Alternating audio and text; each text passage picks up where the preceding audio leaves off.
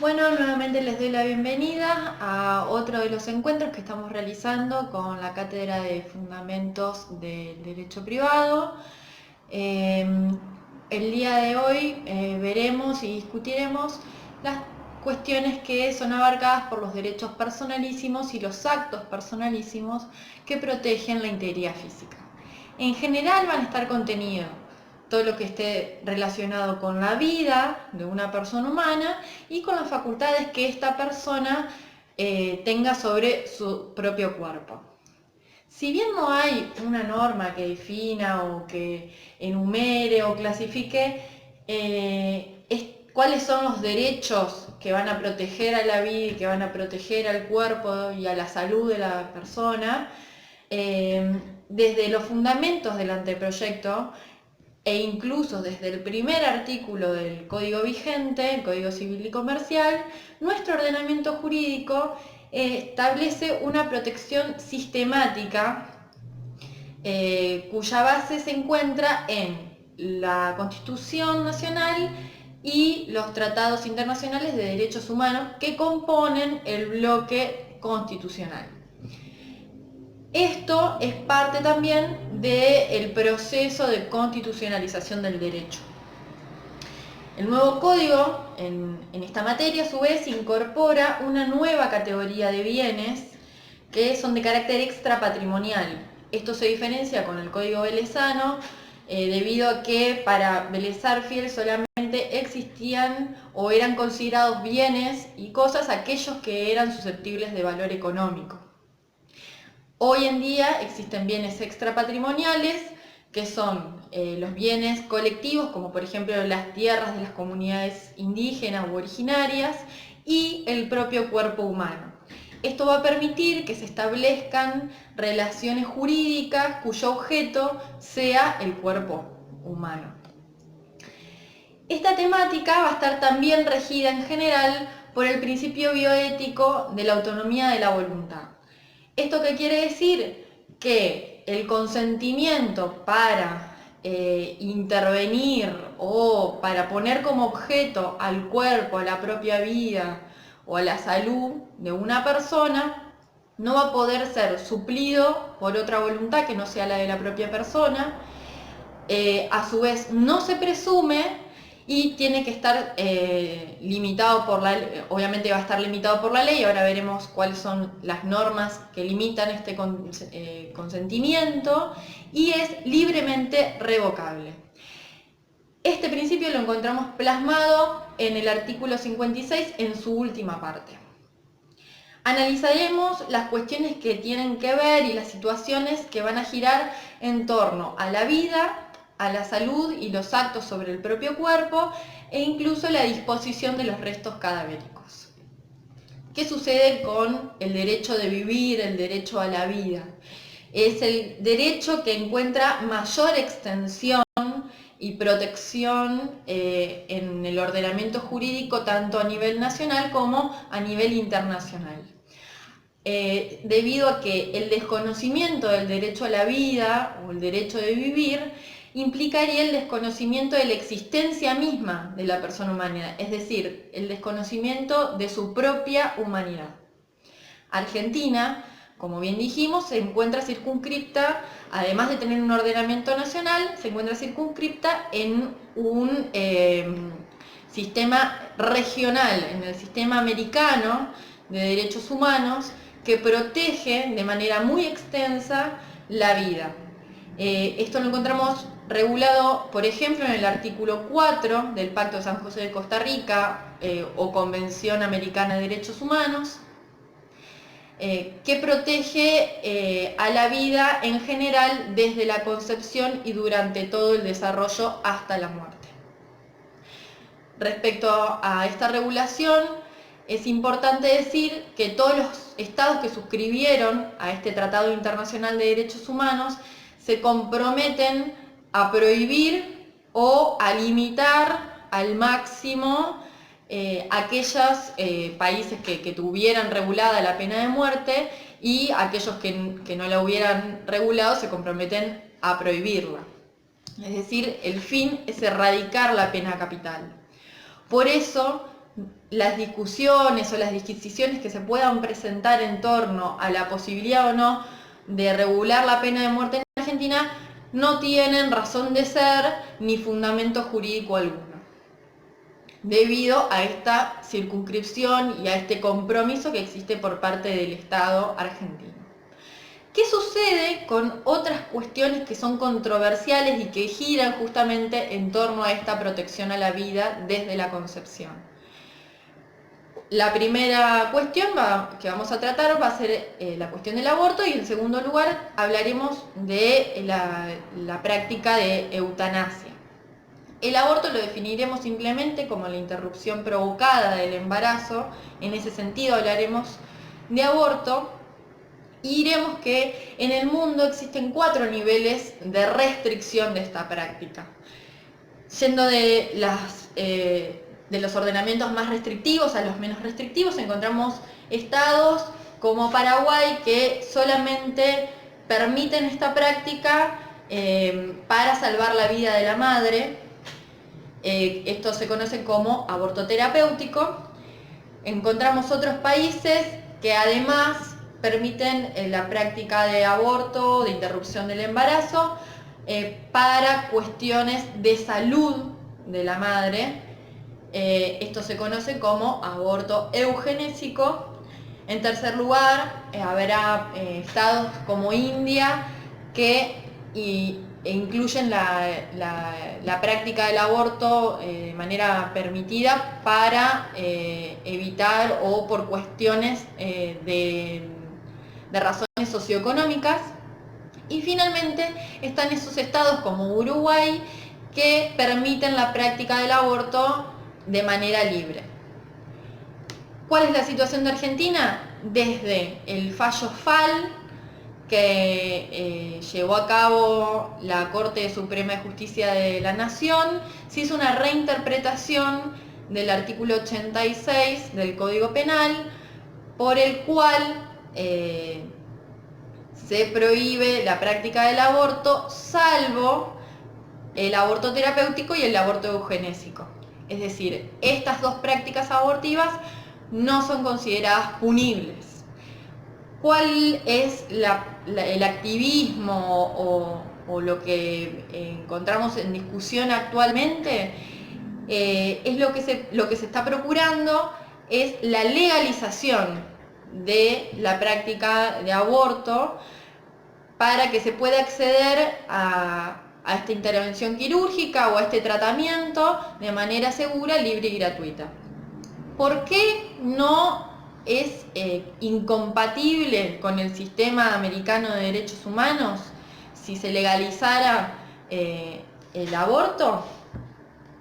Por justamente este artículo 4 que habíamos presentado anteriormente de la Convención Americana de Derechos Humanos, tiene en su redacción, en su primer inciso, la protección general de la vida desde la concepción. No se hicieron mayores especificaciones justamente porque en la conferencia de Bogotá de 1948, cuando se discutía la redacción de este tratado, ya existían muchos países que querían estar insertos en el sistema americano de derechos humanos, pero que tenían regulado el aborto legal. ¿Qué sucede? Esta redacción, esta salvedad de decir en general, permite incluir la práctica abortiva para justamente salvaguardar la vida de la madre. Por eso, si se legalizara el aborto, no sería incompatible con el sistema americano de derechos humanos. Por otro lado, la eutanasia, que es la otra cuestión controversial, que es darle muerte a otra persona para evitar el sufrimiento o un mayor sufrimiento, puede ser activa, es decir, suministrándole o cantidades letales o medicamentos que provocan la muerte, o pasiva, que es sustrayendo aquellos elementos esenciales para la subsistencia del paciente. ya sea mecánicos, medicamentos o incluso el alimento o el agua. Por otro lado, esta práctica puede ser voluntaria, es decir, puede estar determinada de manera anticipada, a lo que llegaremos más adelante, o involuntaria, sin que la persona haya expresado su voluntad y que sea decidido por algún familiar o que esté regulado para determinada situación. ¿Cuál es la situación de Argentina? Como Argentina encuentra una protección amplísima del derecho a la vida en todo su ordenamiento jurídico, encontramos tipificados en el Código Penal los delitos de homicidio y de instigación al suicidio. Incluso la colaboración con el suicidio es una de las derivaciones del delito de homicidio. Pero por el principio bioético de autonomía de la voluntad, se encuentra regulada la institución de muerte digna en la ley 26.742. Entonces establece la posibilidad de regular por la autonomía de la voluntad de forma anticipada qué tratamientos queremos que se nos apliquen si no pudiéramos manifestar nuestra voluntad en ese momento. Y esto es lo que se conoce como directivas médicas anticipadas. Esto entra en la categoría que habíamos presentado de actos personalísimos sobre el propio cuerpo y también se relaciona con el derecho a la salud. Está regulado en el artículo 60 del Código Civil y Comercial. Otro acto personalísimo sobre el propio cuerpo que está regulado en el siguiente artículo, es decir, en el 61 del Código Civil y Comercial, es la determinación anticipada de lo que queremos que suceda con nuestro cuerpo después de morir, es decir, con los restos cadavéricos o exequias. ¿Qué sucede cuando no hay una manifestación expresa de la voluntad respecto a todo este tipo de situaciones en el que se puede encontrar una persona? En relación a la ablación de órganos, el Código Civil y Comercial remite a una ley especial que actualmente es la Ley de Trasplante de Órganos, número 24.193, cuya última modificación es la número 26.066, comúnmente conocida como la Ley Justina. Esta modificación tuvo mayor impacto sobre todo en cuanto a la presunción de voluntad sobre ser donante o no. Invierte la presunción. Antes de esta ley, ante la falta de expresión de voluntad, se presumía que la persona no era donante de órganos y después de esta modificación, la presunción se invierte. Y quien no haya dicho nada sobre su voluntad de ser donante o no de órganos, se considera o se presume que es donante. ¿Qué podemos explicar sobre ejemplos de directivas médicas anticipadas? Existe en esta ley, está regulado de una manera bastante amplia sobre las manifestaciones de voluntad expresa, y encontramos un ejemplo muy común de aquellas personas que conducen. En su carnet de conducir encuentran la manifestación de voluntad sobre si son o no donantes. Si alguien tiene un accidente de auto y fallece, se puede tomar el carnet de conducir como una directiva médica anticipada sobre la voluntad de ser donante o no, según lo que diga ahí. En relación al propio cuerpo y al derecho a la salud, encontramos distintos tipos de intervenciones quirúrgicas y la regulación que hace el código según la finalidad que tenga.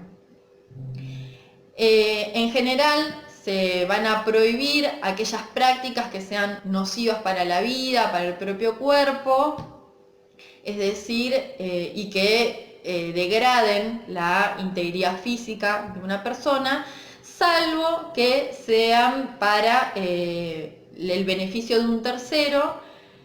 Esto lo encontramos regulado en el artículo 56 y 57, que regula los actos y las prácticas prohibidas. Y en el artículo 58 se regulan las intervenciones o las experimentaciones con fines científicos del propio cuerpo. Por otro lado, con relación al derecho a la salud, también se regula la institución del consentimiento informado. ¿Qué es el consentimiento informado? Eso lo encontramos en el artículo 59 del Código Civil y Comercial, que determina que el paciente debe manifestar su voluntad de acceder o su consentimiento de acceder a determinada práctica luego de haber sido informado de manera clara, precisa y adecuada sobre ese tratamiento que va a recibir. Finalmente, diremos qué sucede con los actos o las prácticas que resultan peligrosas para la integridad física o para la vida de una persona. Respecto a eso, encontramos el artículo 54 del Código Civil y Comercial, que en primer lugar las determina y aplica justamente el principio bioético de autonomía de la voluntad y vuelve a reafirmar la posibilidad de revocar libremente el consentimiento que se haya dado respecto a participar de una práctica que resulte peligrosa para la integridad física. Pero establece una distinción que es muy importante a partir del concepto de habitualidad, porque existen prácticas que son peligrosas, como por ejemplo ir a una mina, y dependiendo de la habitualidad o no, podremos revocar nuestro consentimiento.